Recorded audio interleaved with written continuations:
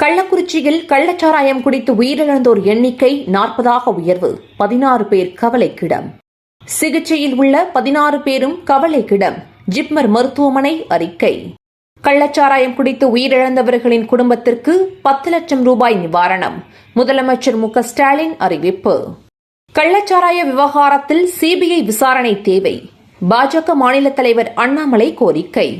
கள்ளச்சாராய வியாபாரிகளை தமிழ்நாடு அரசு இரும்பு கரம் கொண்டு ஒடுக்க வேண்டும். மக்கள் நீதி மய்யம் தலைவர் கமல்ஹாசன் வலியுறுத்தல். விஷசாராயத்தால் பாதிக்கப்பட்டவர்களின் உயிரை காப்பாற்றுவதற்கு தீவிர சிகிச்சை அளிக்கப்பட்டு வருகிறது. அமைச்சர் ஏவா வேலு தகவல். போதையில்லா தமிழ்நாடு என்ற திமுகவின் தேர்தல் வாக்குறுதி என்னவானது? தேமுதிக பொதுச் செயலாளர் பிரேமலதா விஜயகாந்த் கேள்வி. நீட் தேர்வு ரத்தா? தேசிய தேர்வு முகமை அதிகாரிகளுடன் மத்திய அமைச்சர் தர்மேந்திர பிரதான் அவசர ஆலோசனை. நீட் தேர்வு முறைகேடு, தேசிய தேர்வு முகமை பதிலளிக்க உச்சநீதிமன்றம் நோட்டீஸ். ரஷ்யா உக்ரைன் போரை நிறுத்துவதாக கூறிய மோடி வினாத்தாள் கசிவை ஏன் நிறுத்தவில்லை? ராகுல் காந்தி கேள்வி. இந்தியாவின் உள்நாட்டு நிதி அமைப்பு வலுவாக உள்ளது. ரிசர்வ் வங்கி ஆளுநர் பேச்சு.